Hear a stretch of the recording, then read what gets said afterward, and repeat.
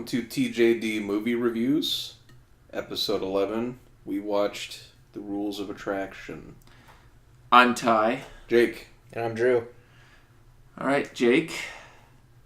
Tell us what the hell this was. It's a movie about a bunch of 20-somethings at a fictional college named Camden College, and kind of tells a story about their interactions with each other and their crushes on each other, kind of. Lots of drugs, lots of alcohol, lots of debauchery. Fornication. Lots of fornicating. Hardcore fornicating. A lot of drug use. Yeah. Yeah, that's pretty much a cursory overglance. Your main character is Sean Bateman, who's Patrick Bateman of American Psycho's brother. It's another Bret Easton Ellis book. And Roger Avery directed this one, who didn't go on to do much else. This was kind of his swan song, his claim to fame. I'm just wondering if he should have done anything else. Like, I'm not saying it's a bad film. I mean, don't take that the wrong way. But, I mean, he ended with something very artistic. I can give him credit for that. That's not true. He did the great movie Beowulf in 2007. Did he really? Yes. You mean the one that is, like, computer animated? Yeah. Angelina Jolie. I never saw it. Oh, no, never mind. No, he didn't do... I think he had a part in it. I don't think he directed it. So that's my bad. Jeez, Drew.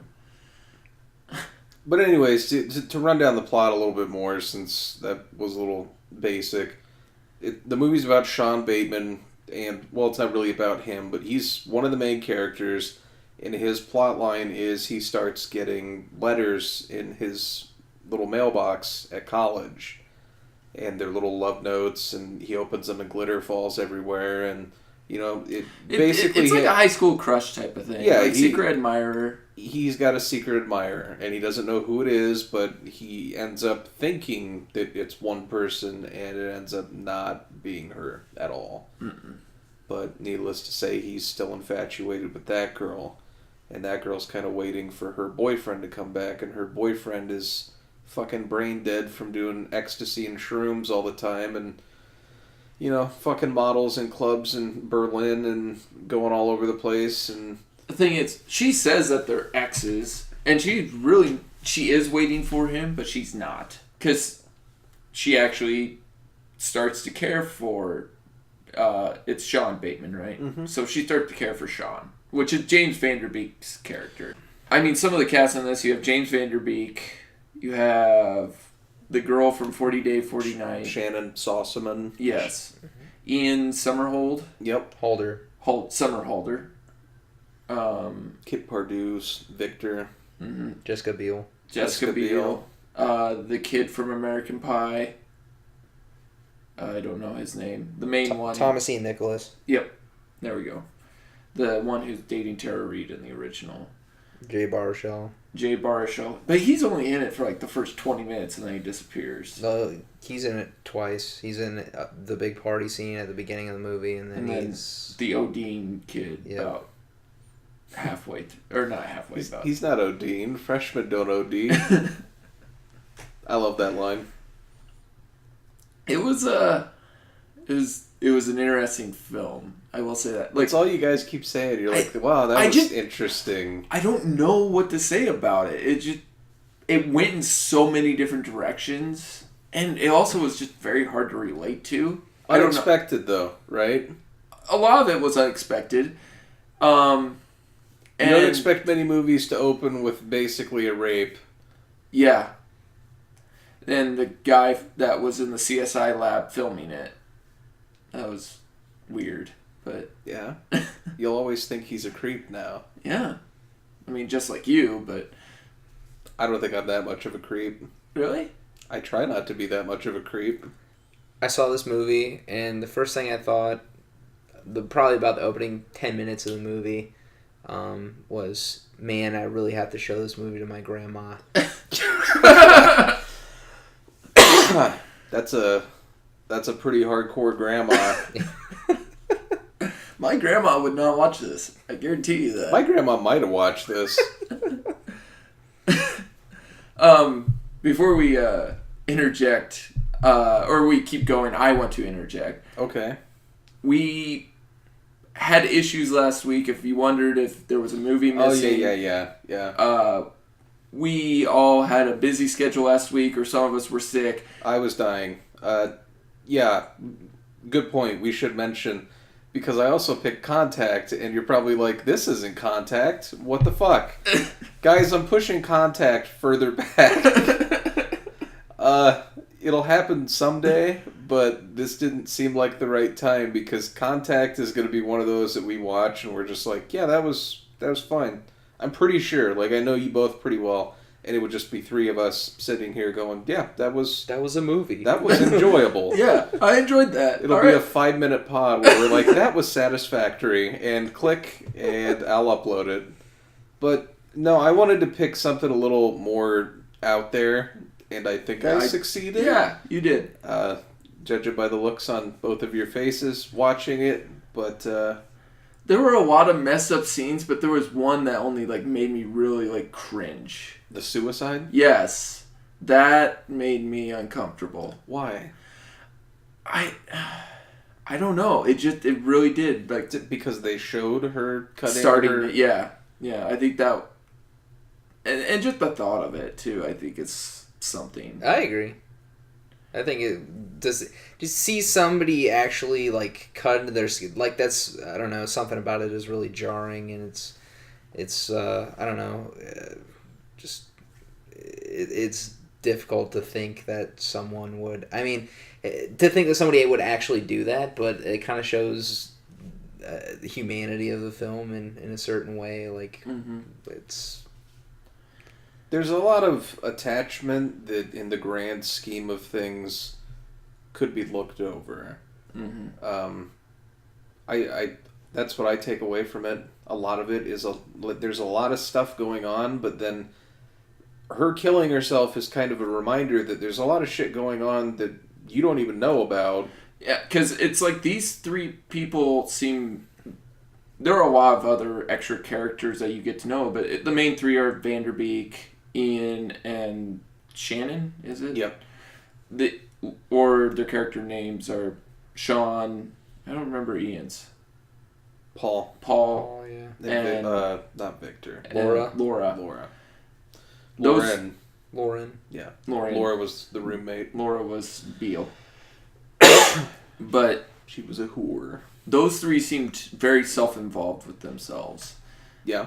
Not that they didn't care about other people, but Sean, you hear his inner monologue, and he's very one-track mind. He's like, I'm gonna get stoned, I'm gonna drink, I'm gonna eat, and I'm gonna have sex. He has that Patrick Bateman sociopath shit going on to a T. But if you think about it, there aren't a lot of kids that age that aren't really into themselves. I mean, mm-hmm. you're basically starting your life, and it's, college is the beginning of the end in terms of, your youth. Yeah, your youth. So yeah, I get that, but at the same time, I mean, me personally in college, I just wasn't like...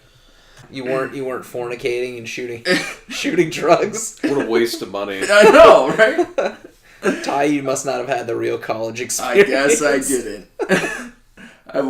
I wasn't sitting there like Fred Savage and I can feel my dick.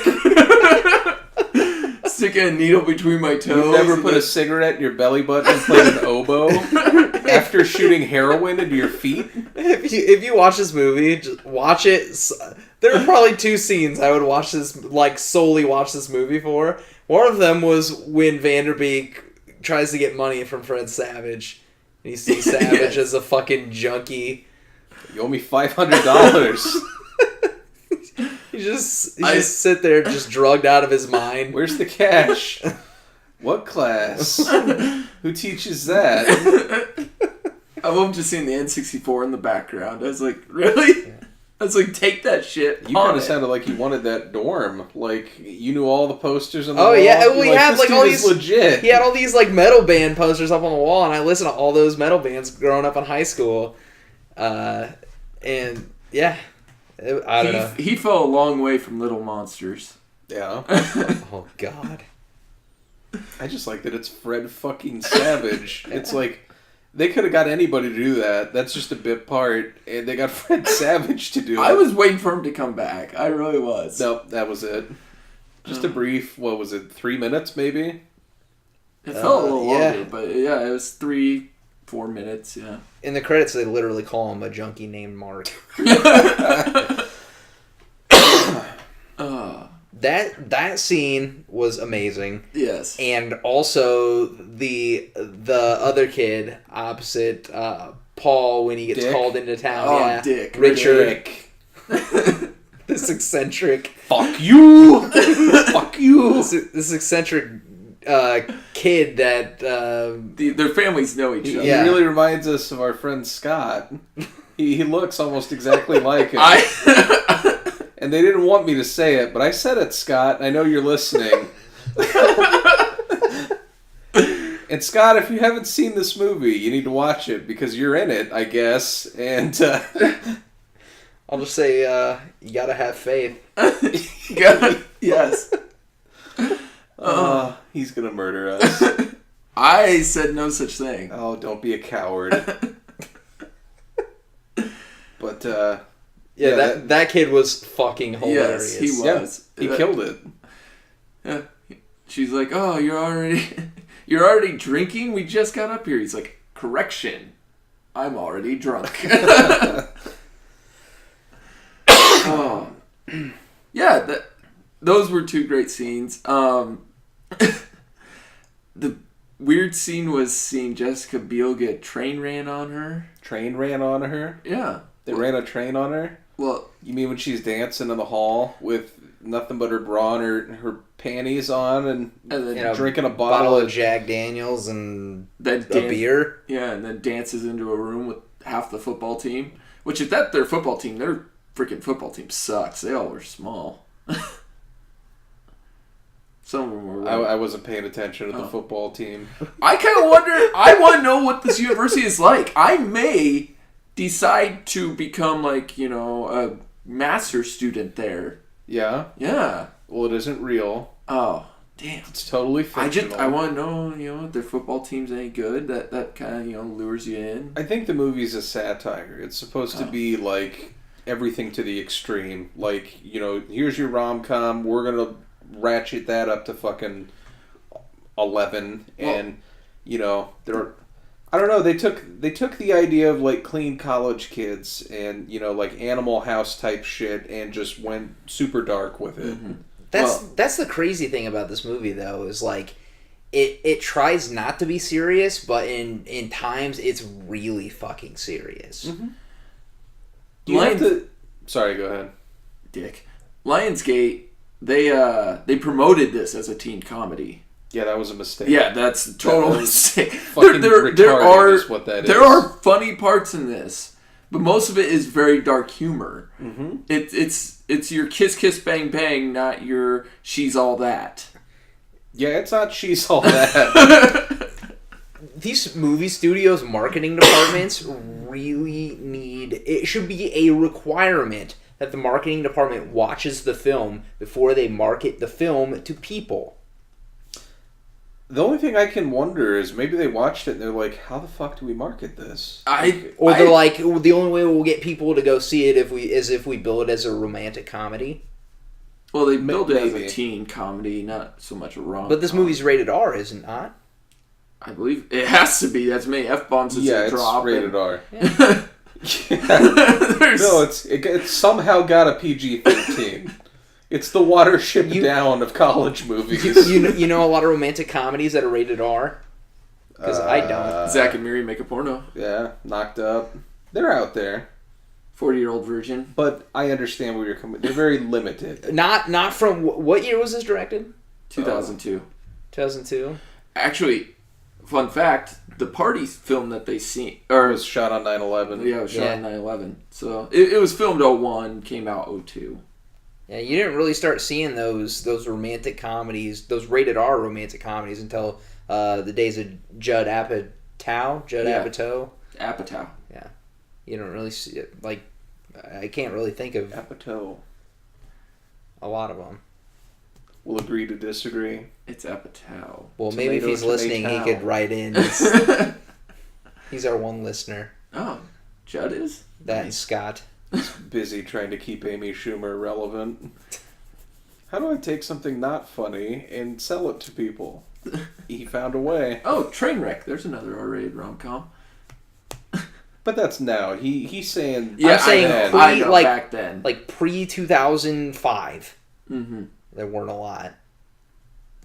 Would you consider Coming to America a romantic comedy? Because the whole thing is about him trying to find a wife. Never saw it. I hate you. Yeah, I hate you yeah, too. but I don't know. Sure, why not? I got one.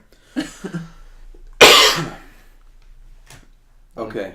What else do we like? I like the ending where he finally goes and he's like, "Listen, I want to know who you are," and she tells him, "You're not gonna know me." They don't know who really knows somebody, and I kind of get where they're coming from. Like, you can have acquaintances and you can have friends and stuff, but do you ever really like to know somebody on that level? Isn't really a normal occurrence. It doesn't really happen much. Yeah. So for her to be so cold to him and just say, "You're not gonna know me," Pretty much shuts him down. Like, his whole thing was he wanted her. Yep. And she's like, no. But in it...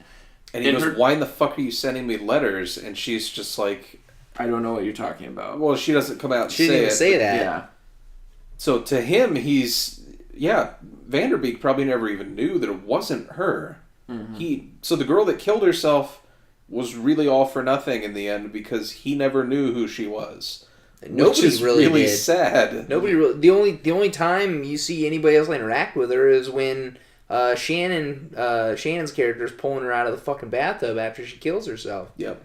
I do like how she is in the movie. Like, you noticed her in the beginning, and usually the first time you watch it, you don't notice that she's kind of around. There was... Yeah, because they do splice together where you all saw her, which was really nice. And there was only one time I didn't notice her, and that was the last time. Right. So She saw him with Jessica Biel, and she was crying. I'm gonna be honest. I didn't notice her at all, except for that one scene where James Vanderbeek gets food from her in the cafeteria. Yeah. Because I pointed out right away, I was like, that girl's stalking him, because she turned around, and I was like, what the hell? Why is she following him? So, but, I don't know. But everything kind of spirals after that. Like, he goes and he's drinking out in the snow, and Paul comes up, and we didn't really clarify, but Paul's gay in the movie, and his thing, what I take from it is, from his interaction with Dick, and seeing the kind of person Dick is, that might be why he kind of gravitates towards dudes that aren't flaming gay, because they're so fucking crazy and out there, that he is probably more level-headed and goes after that because maybe he thinks it's a better challenge. I don't know. I think some of it is he wants a challenge. Yeah. Like, he wants them at least borderlining. Right. And which I understand. Like, Yeah. he's still a dude, and dudes like to be challenged, and, competition, that type of stuff, we tend to gravitate towards. So, yeah. him going out and trying to take somebody that thinks that they're straight and maybe sway them the other way. The problem is James Vanderbeek is not... There's not even a hint of, I'm going to do it. And he's totally oblivious for the movie, basically, that it's even happening. Until the end, when I think he picks up on it. He's like, listen... You're barking up the wrong tree. Right. He says, you've got it all wrong. I don't want to be with you. And he goes, oh, I just want to know you. And then he plays the same you're card. You're not ever going to know me. But that makes you think, like, when did the light switch turn on in his head? Honestly, Or if he knew the whole time. I think the phone call is maybe what tipped him off. when Paul does go and he meets Dick, but he gives him a phone call, I think that's where he was like, what the fuck does it matter to you? Well, why are you asking all this? I think there he knew, but he hadn't had to see him since then, so... We also didn't even know who the fuck it was. Yeah. Because he was like, who is this? And then he's like, is this Patrick? And then he was like, who's Patrick? Like, he was a little jealous, kind of. And Patrick's his brother. Patrick Bateman, they are brothers. So he was going to a party with Patrick. That got cut from the movie. Yeah, I don't know. It's really a lot of sad misunderstandings. The other scene that was kind of odd was when Paul and Sean are in the same room together, and they're just toking up because Sean, he wants this Laura girl. He wants her bad, but he doesn't. Lauren, sorry, not Jessica Biel. Yeah. He ended up wanting her as well, but... Well, did he really want her, though? No, he just... Remember halfway through, he was already regretting that he was doing it. He was covering up her face. And looking at the picture. Yes, her friend. Which, by then, I already knew that this movie wasn't believable. Yeah, it's Jessica Biel. Yeah, I mean, come on now. I mean, slutty Jessica Biel. Yeah. Still Jessica Biel. Also... Did you notice that the picture he was looking at, the girl was in that picture too? I didn't notice it then. I read about that though, because they were in a band together actually. The girl who played the food service girl, the food service girl, and Summer were in a band called Warhead, something like that. I didn't really look at the band name, but they were in a band together, and that's how they. Warheads, they're out of control. I choked on a warhead once. Yeah? I had to get the Heimlich. Yeah. Cool story, bro. Yeah, thanks. My God.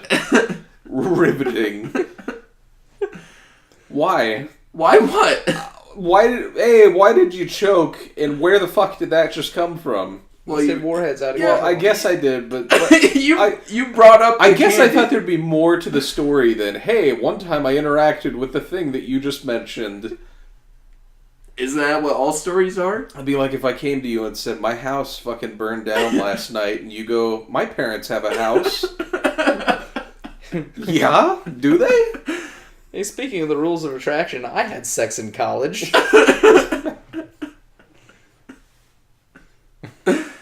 It was somebody gave me a warhead on the bus on the ride home. I threw it in. I guess we hit a bump or something, and it just got caught in my throat. So, simple. And then somebody gave me the Heimlich and dislodged it. Not a big deal. A kid gave you the Heimlich? Oh, they're a little bit older. They're junior high age or something. I think they had done first aid in that for off and yes. They had done lifeguard just training. a typical Friday night. Heimlich. Was his name Paul? No.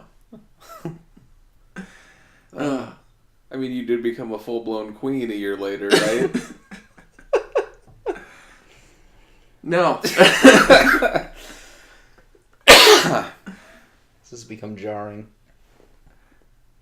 Anyways, what was the point I was making before you rudely interrupted me? You were talking about scenes that made you uncomfortable. Oh, yeah, they were in the room together. And they split screen it, which they do this quite a bit in the film. And most of the time it's really interesting, but like one half of the scene is Paul making his move on James Vanderbeek, and like the other half of the scene is him jerking off to the other half of the screen.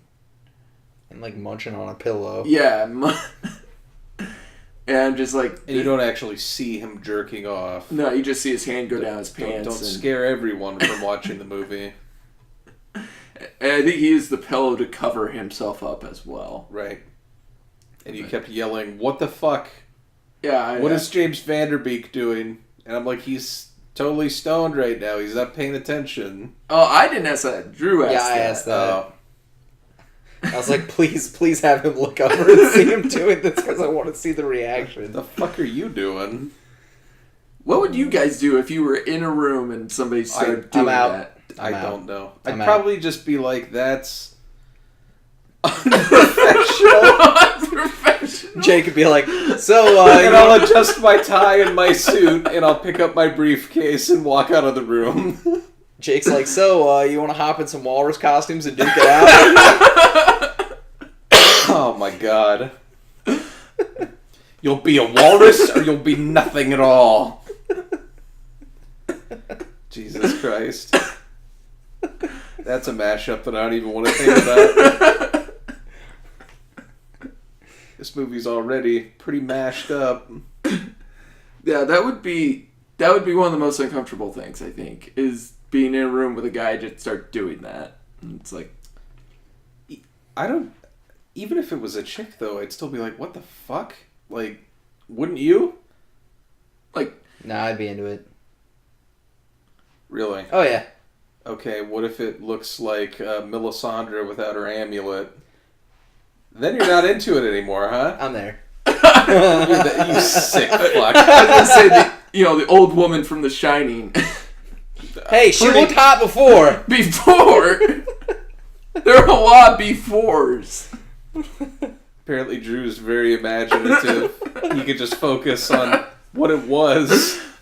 Hey, man, I'm like James Vanderbeek. I can imagine. Just cover up the different face. faces, yeah. Just needs a picture to look God, at. because Jessica Biel's so ugly, I have to envision a completely different person. You know your life is pretty good when you can manage to cover her face and just be like, I don't want to deal with this. Obviously, we know Drew's bar is set really low. Right. One of my other favorite parts going Do you away. even know how to rail it I back don't. on a... At the beginning, there's kind of like a... If you ever saw the movie Vantage Point, where it goes from everyone's point of view, keeps rewinding type of thing. And so the first, 20 minutes, 30 minutes of this film is... 10 minutes? 10 minutes? Okay, maybe I'm exaggerating then. It's the three main characters going through this party they're at and like what happens to them. So like you kind of see the end of the movie at the beginning. But there obviously are major holes to be filled. Why does James Vanderbeek look like he's been beaten to within an inch of his life? Why was this thing he's ripping up? This girl, why does she care so much about this other guy? Why is this other guy trying to get with a guy who appears to be straight? So you're trying to figure out these characters, but they're giving some insight. But James Vanderbeek's part is hilarious because he plays in his head like all these options. He's looking at this girl. He's like, well, if I do option A, I can end up doing this. If I do option B, he like ends up in his... He's like, I can go up to my room, spank it to some broadband porn, and then there's James Vanderbeek like from behind, and he's talking to himself. on your titties. I think another one was said he could leave her at a diner. Yeah, with the he check. could go get free food, basically. Mm-hmm. Leave her at a diner with the check, or I could just fuck her. He's not the classiest gentleman, No. but when your last name is Bateman, Mm-hmm. you're gonna have some shit going on. But no, remember he's Paul. Paul the freshman. Peter. Or Peter the Peter? freshman, It yeah. was Peter. I thought it was... Oh yeah, because Paul's his friend. Mhm. He's Peter. Oh. Yeah, but he's just a pathological liar as well. That's why I kind of wonder if his feelings for Lauren were actually real. You don't know until he gets it, and he never got it, so... Could have been phony. So it was like a Borat moment. You know, you're not going to get this. You're not going to get You will this. never get this. But one time, he got that. He got out, and he got that. Rape. Wow. I don't think it was... No. maybe. Yeah. Yeah. It's at least incest. Yes. Minimum Which that. is frowned upon in many cultures. Are you upset by that, or... Well, no, it should be frowned upon. Did I word that in a way like, God damn it, Why isn't incest totally normal? You... a little bit. Is your last name Lannister, Ty? Lannister. Oh. Because nothing gets your dick hard like your dead child less than 5 feet away from you. Oh my god. I've only seen season 1 of Game of Thrones. That's why it took me a Well, while. he fucks his sister on his kid's dead corpse, basically. So there's that. Shit gets real in Game of Thrones. Real fucked up. This became a television podcast. No, I'm not Lannister. Well, I already have a You house. wanna be? I was gonna say, isn't one of the house? Dude, his name is Ty, and his last name could be Lannister. Tywin Lannister. Tywin Lannister. Tyrell Lannister. Tyrell Lannister. Well, isn't there already a House of Tyrell? There is. So, wouldn't I be part of that house? Your Who's name's Tyrell? not Oh, Tyrell. Marjorie Tyrell? Yeah, yeah. Yeah, she's fucking banging, too. Just throwing that out there. Speaking of which, this is not Games of Thrones podcast. This is The Games of Thrones podcast. yeah, whatever. The throne of the games. The Harry Potters podcast. I've got the hairiest Potter, goddammit. That should be a podcast. There should be a Rules of Attraction Game of Thrones edition. Could this movie get any more fucked up? Well, if you give George R. R. Martin the rights to it, Yeah, absolutely. he'd find a way. Yeah. Fucking Ramsay Bolton. Piece of shit. The We've derailed. yes, Or- we have. Okay. What do we like about this movie? We've said a lot of likes. I was gonna go for a dislike. Oh, okay. Finally. I never understood what. There was one thing that they just kind of left unanswered.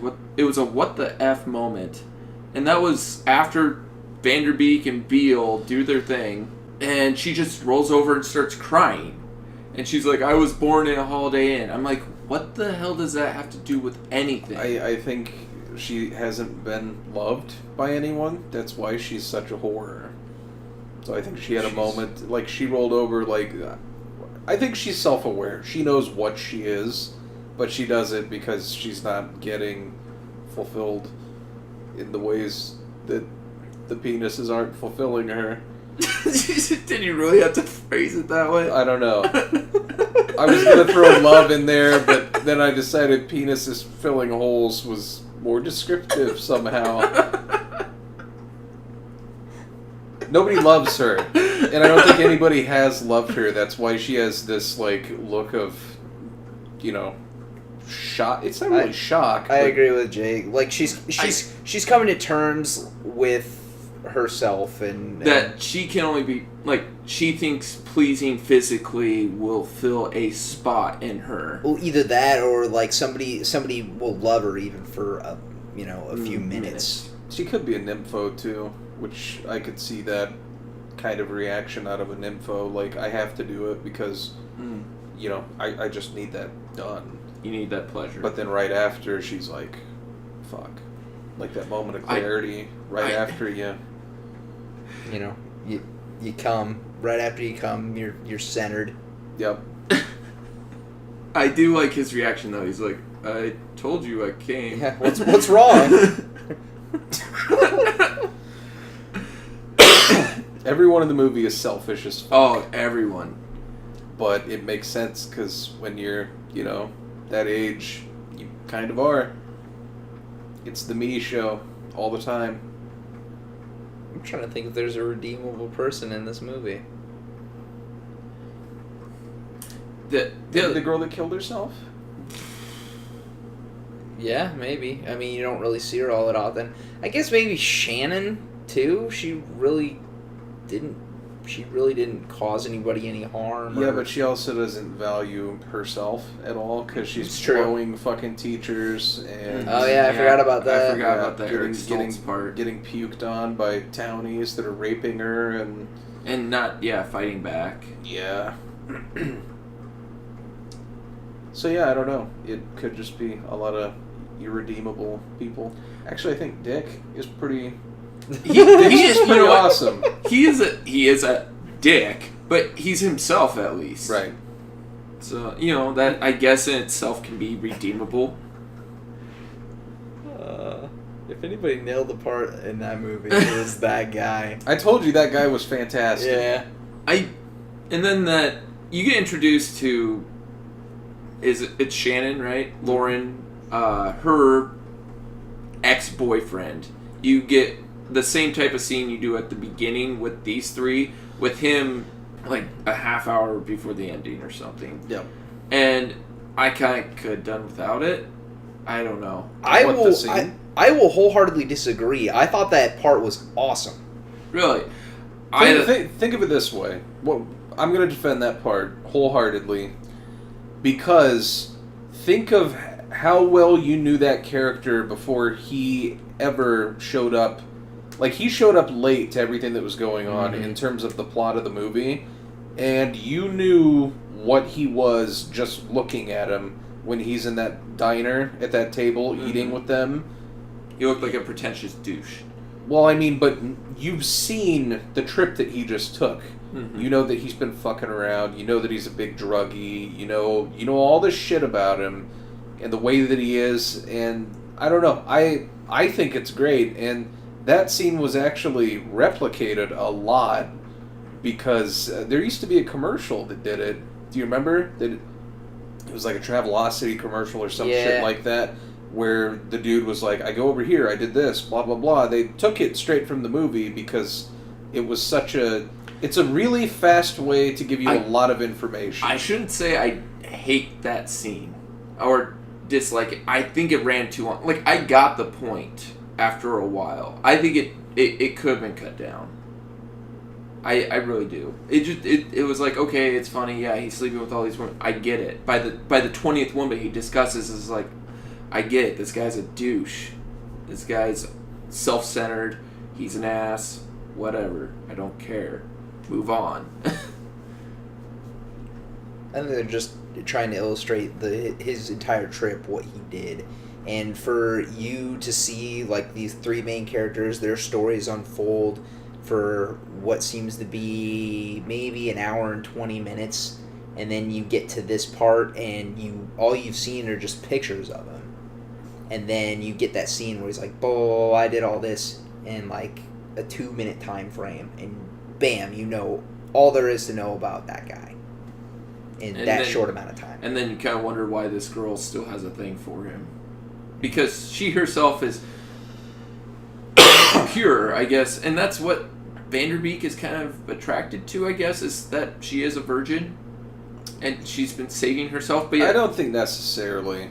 He mentions her innocence several times. But he also reflects on it, and he goes, do I really want to ruin that? Yeah, like, he does. I'll give him this. He seems like a dick and a monster, but I think he's got more of a conscience than fucking Patrick Bateman. Yes, I agree. But he also uses people to his advantage. Like, he was willing to throw that kid under the bus to make up for his debt. I mean, that kid was a douchebag. He was, but he didn't do anything to deserve that. I mean, he was a douchebag. But sometimes that's all you need. But no, I think Vanderbeek has more of a conscience than him, but at the same time, he is very one-track mind. But he did give it consideration. But at the same time, yes, she's a virgin, but at the same time, she was blowing a college professor in his office. So, fucking Eric Stoltz. Yeah, who just appears and then disappears in this movie. As he should. Yeah. Back to hell, demon. A part that I did not like in this movie was when Vanderbeek and Rookie of the Year go to the drug dealer's house, and the shit goes down, and Vanderbeek like dips out, and I don't know if he cut that guy's arm or what the fuck he did with that turkey cutter. Yeah, with that turkey cutter or whatever, and the guy's chasing after him with a gun, and they speed off, and then the drug dealer finds him after a while. Vanderbeek's not living if those guys find him. No. They beat the shit out of him with a baseball bat, and he doesn't look all that bad for getting the shit beat out of him. How do you get your money back from a dead guy? I think at the point where he's trying, the person who owes you money is trying to cause you physical harm. That's the point where a drug dealer says, "I don't fucking care anymore," and you're dead. Okay. I was gonna say, just because he was shooting at him didn't mean he was shooting to kill. Yeah, but I still think I understand what you're saying is how do you get money from a dead man, but at the same time it was like $3,000, which is a lot of money, but at the same time, eventually you're not going to get capital, so you gotta take something. and you have an irrational drug dealer. Yes, he's waving guns in people's faces and. Mm-hmm. You got a very coked up drug dealer. Yeah. I'm just saying and his Al Roker sidekick. For how outlandish this movie is and how dark it got at times, like, that part seemed not very genuine to me. Okay. I could see that. I can't genuinely say I dislike really anything about it, but I will say this. It isn't appropriate for a lot of people. I actually like that they didn't really compromise on the source material because Bret Easton Ellis writes fucked up books. They translated it well, and this was his most... He liked this movie more than American Psycho. Even less than Zero. Yeah, he thought this translated what he intended to say much better to an actual movie. But I can admit that the directing isn't for everybody. There's a lot of unconventional shots. I like that. I was going to say, like, the side-by-sides were actually really well done. Some of the shots are really cool. Some people don't go for that. They like a traditional shot, or it's going to fuck them up a little bit. It's your preference. It's personal preference. I'd say check it out and just see. If you don't like how it's going, then maybe dip out and it isn't for you. But I love it. Yeah, not for everyone. It's dark. It's definitely not for everybody. No. I probably would, if it hadn't been for this, I probably would never heard of it to watched it. You have to have a little bit of a twisted sense of humor, I think, to really enjoy it, and I totally do. That's my cup of tea. Well, you are twisted. Whatever happened to that rapper Twista? Never heard of him. I've heard of that person, but yeah, I like in the mid 2000s he had some hits, but he kind of just disappeared. Better than Shaggy? No. Bet your ass he's not. Now we can tag Shaggy. Mission accomplished. Boom. Shakalaka. Shakalaka. That was not his song. I know. You've heard one Jamaican rapper, you've heard all of them, right? He's Jamaican? I don't know. So then why would you say it? I thought he was Jamaican. But you drop it as soon as somebody questions you. Yeah. Okay. He tried to verify my source. I confirmed I don't have one. That was the end of it. I thought you were the leading expert on all things Shaggy. No. Just a fan. Okay. What else did we not like? Honestly, this movie kind of felt short. Like, it... Really? It's an hour and 50 minutes, Todd. I don't know. It just kind of... That's because you were having too fun. Too fun. Too fun. Not one fun, but two of them. I give this 3 out of 4 funs. Motherfuck. That's because you were having too fun. Said no one, ever. What? I'm articulate, damn it! I can talk normal all day, but when we do a podcast, I can't speak because I'm having too fun. It was too fun. Shy guys in bondage. Not 1 and not 3, but 2. Too fun. I don't even know where to go with that. I would do Bane Don Knotts here, but I could never replicate what happened. It was just a magnificent moment where the planets aligned and that happened. Ty doesn't do any impressions. Yeah, do an impression. You know how great it would be if you did an impression? Even if it was terrible, we could laugh at it over and over and over. I think it has to be organic, though. Okay. I want it to be special. I want my first time to be special, Jake. Okay, that's understandable. I want it not to just be sex. I want it to... Oh, wait. I wanted something else. No. You just want to get puked on while it's happening. Yeah. I was going to say, you Oh, sound God. like somebody. That would be... Oh, that'd be so bad. Everything that happened in the movie was bad. Yeah. That was all bad. But, I don't know. There's really something nothing about it. There's really nothing good that happened. Yeah, in terms of actual, like, something good happening to anybody. I guess Victor traveling Europe. That was all those things. That Yeah, were but he happening. tested positive. Yeah, and he came back and he like didn't even remember the girl that he had been hanging out with. But he was sleeping with Jessica Biel, so... But he might have HIV.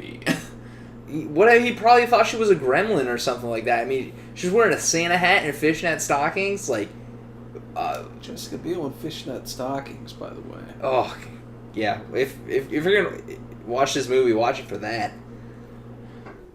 Oh, what I was talking about though is Lauren. That the whole thing where I was like, said she wants to be special. That is something like she says is she wants her first time to be like more than making love. She wants it to know someone. You open up that door, and yeah, she ends up getting pretty much student filmed porno rape scene and gets thrown up on In the first 10 minutes of the movie. Yeah. And just like, okay, well, so much for your whole, like, you set this bar and you totally said, screw it. Yeah, that really set the tone for the whole movie. It really did. Like, oh shit! I saw this what movie. kind of movie is this? I saw this the year it came out, so I would have been 13, maybe. I mean, that's one of the things is, do you really laugh at that? Because you know what you're seeing with this girl, and then she gets thrown up on. It's like, Who laughed at it? I wasn't laughing. no, at it. I'm saying though, like, the studio wanted to pitch this as a teen comedy. It's like, is that supposed to be funny? Like, I don't think they were specifically talking about that scene. Or they would have, the slogan would have been the funniest rape scene you've ever seen in a movie, which that studio wouldn't exist anymore. Ty, the marketing department's job is to get the butts in the seats, no matter how they do it. Mm-hmm. And rom-coms were selling. That's It's just, you can't imagine the person going into this expecting a traditional rom-com and being like, holy shit. Can you imagine, like, This geriatrics? is not Dawson's Creek. Can you imagine geriatrics going in to see this when it came out? It would have been spectacular. I can't imagine working at the box office and having people come up to me and it's like, I didn't sign up for this. how did this movie do? That I don't know. And my phone is dead. Oh. But it looks like Drew is on it. Just like all the kids in your basement? Yep. Great segues. You're welcome. Yep. I have a collection of segues. Because all the kids, they write segues. What neighborhood do you go to It's a fancy neighborhood. It's the same one where this college is at in this movie. Yep, it's called Segway Heights. And it's right between... You need another place. You said between. Sorry, I had a stroke. Wow. Jesus Christ, kids. Budget of $4 million, brought in $11.8 million at the box office. I can't say this film did any justice to, or really helped any of these actors. Maybe Jessica Biel, but it sold her more as a sex symbol, I guess. And it may have gotten her some more roles as that. But Vanderbeek still was designated to Dawson's Creek. But here's the question. Did it hurt him? It'd be hard to say. Yeah, it would be. Because none of them went on to really do anything. And I can't say that it didn't help him because they did it. You know what I mean? Yeah. Like, no, it didn't catapult them to stardom or anything, but I'll tell you this. I saw Dawson's Creek when I was a kid. My parents watched it. I caught all the episodes.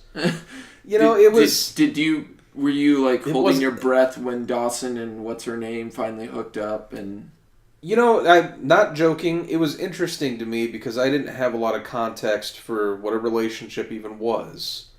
I mean, I had a mom and a dad, so, that's context. But in terms of, like, my exposure to movies, Fox and the Hound taught me that everything I ever loved will be taken in the middle of the woods and abandoned. And Watership Down. And Watership Down taught me that, rabbits are fragile, blood-filled, exploding things, and that the movie ratings board failed me as a child by giving it a PG rating and creating the illusion that this was okay. Yeah, kid, watch your little rabbit movie. Harvey the rabbit. They're gonna die anyway. We're all gonna die. I mean, Yeah, that's probably the reason I am the way I am. Why I have too fun all the time. You have too fun. Yep. Much of it. Yep. all of the funds. All of the fun. Look at all the funds I give. Oh, God. What were we talking about? Well, we talked about the budget and then whether or not any of these people really benefit. Okay, so that whole tangent, I derailed talking about traumatic childhood. and Dawson's Creek. And Dawson's Creek. No, I watched Dawson's Creek because as a kid I was interested. My mom watched it. That's really the only reason I ever saw it. But I kind of kept watching because I was like, what the fuck is this all about? And the answer's nothing. But no, I'm just kidding. It's a sappy I never saw sitcom. one episode of Dawson's Creek. Really? Nope. All right. Better than Touched by an Angel or Seventh Heaven. Never saw it. Jessica Biel was on that. I saw a couple episodes of Touched by an Angel. Never saw Seventh Heaven. Yeah. I was touched by an angel. Angel Rodriguez. Behind a Home Depot. Holy shit. Wow, Jake. I just realized the context might imply...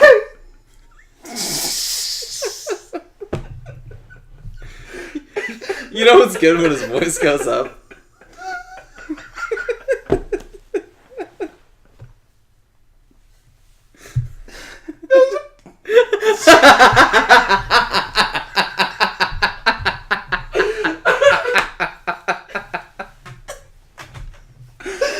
Oh my god, I'm crying! Alright, let me just say... that was a bad joke that included not only rape, but a little racism as well. but I'm gonna leave it. Not only did it include rape. I may have pissed on your couch.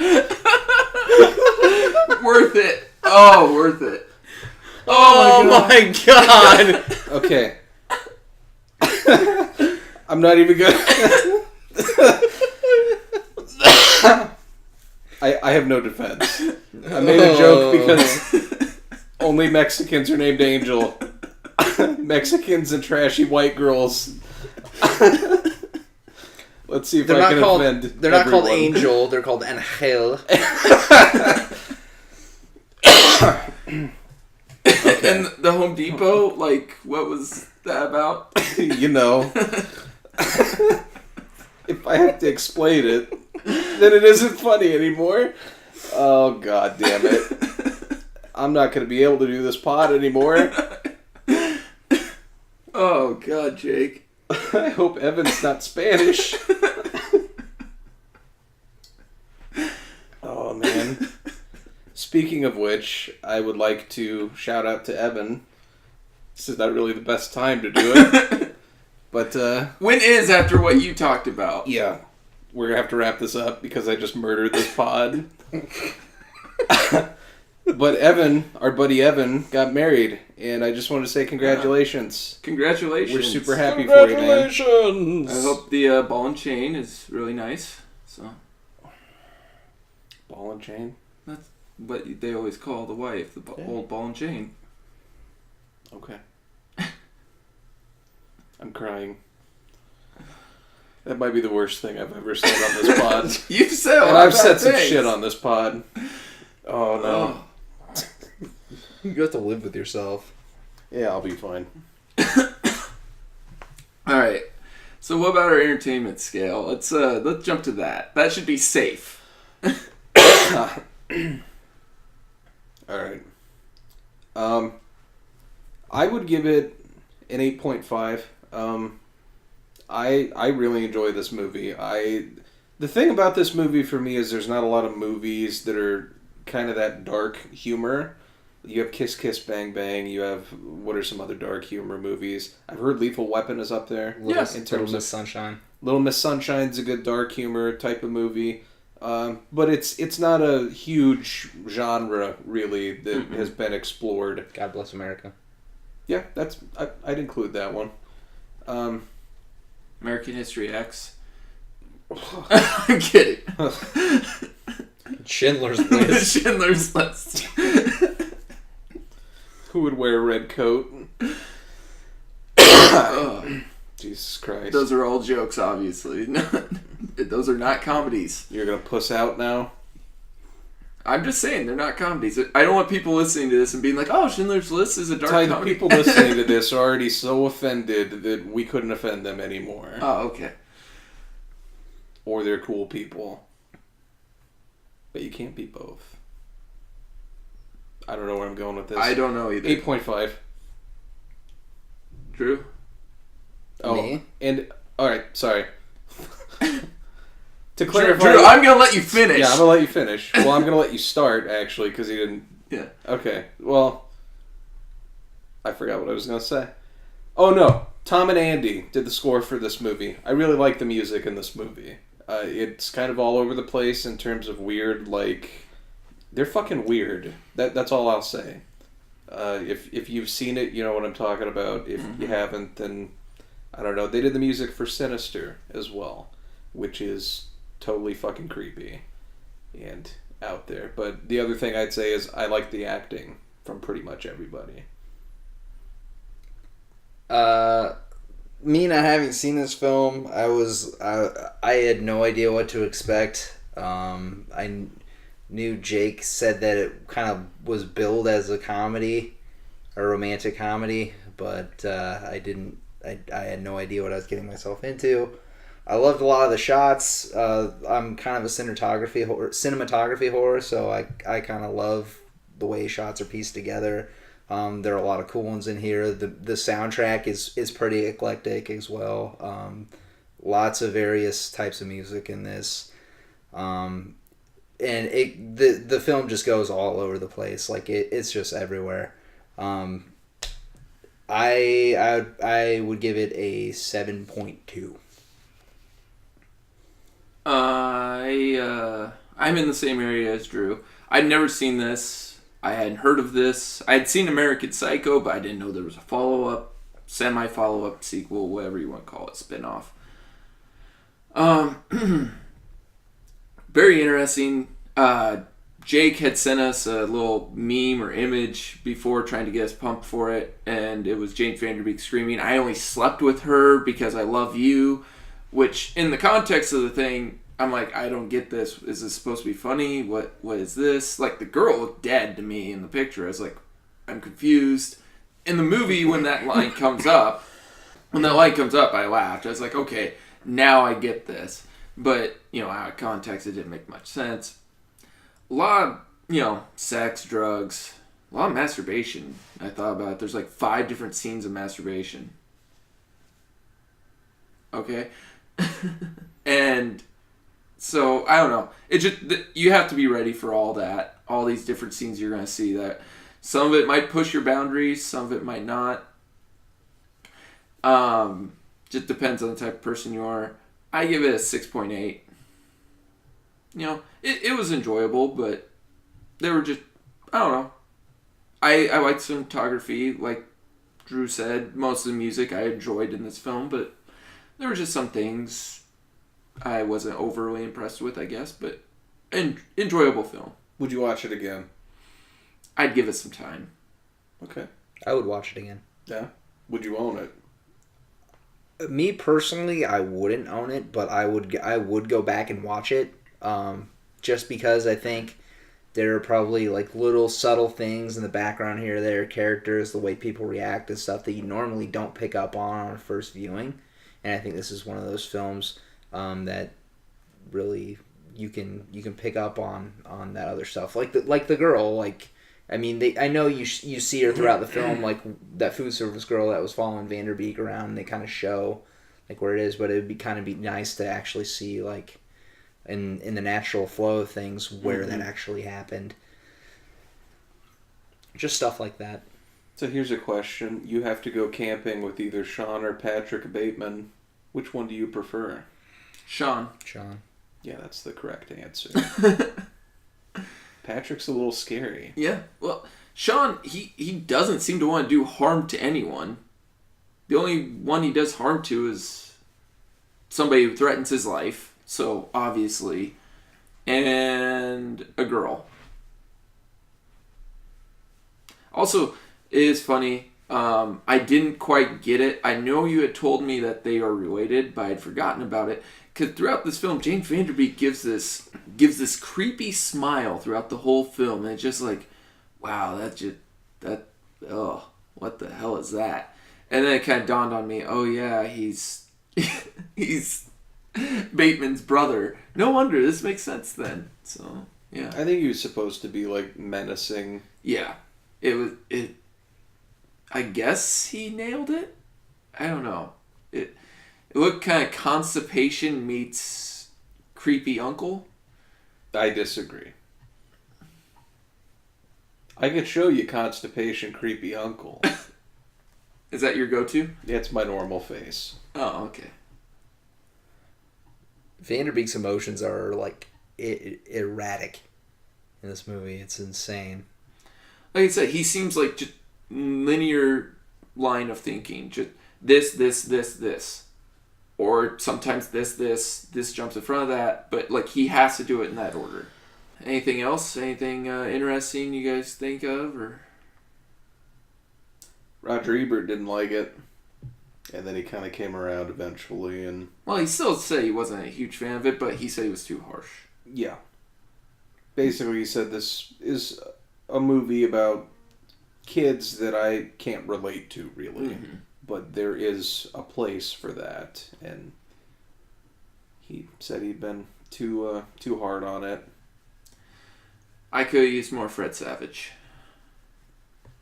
You can only handle so much. Hey, the 80s couldn't get enough of Fred Savage.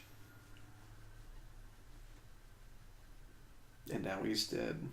He's not dead. No, he's dead. He's not. He's dead. He was literally just on a TV show. Figuratively, he's dead. Oh, you mean like as in no one cares about him? In the terms of being relevant. Mm. You never know. They could like just pull out a sequel to Princess Bride. Well, what's his name's dead. And you'd have a 45-year-old Fred Savage being read a book in bed. Actually, if they did that, I'd be so intrigued that I would totally watch it. There you go. Oh, all right. I think that'll do it for this week. Drew, what's on tap for next week? I have a little treat for you guys. This is a film that one of my friends brought up to me that I'd never heard of, and I don't think a lot of people know or have heard of this movie. But it's kind of a little mockumentary, and it's an homage to all those horror slasher films of yore. It's called Behind the Mask: The Rise of Leslie Vernon. I'm pumped. Can't wait to watch it. I'm interested to see this. Mm-hmm. Is it like supposed to be, like you say, it's a mockumentary? Is it supposed to kind of be funny? Or? It is supposed to be funny, but it's also kind of like a horror movie too. Okay. But yeah, it kind of pokes fun at all of the like you know, Jason, like your Friday the 13th, your Halloweens, your it's interesting. Like I'd never seen a film quite like this before, and I think Jake being the horror film enthusiast that he is. Oh, I was What gonna say the horror film that my life I is. was gonna say Jake Yeah, himself either is a horror film. Yes. You can scratch all you want. You'll never get out. All right. Well, from all of us at TJD, like and subscribe. Leave any comments. We appreciate them.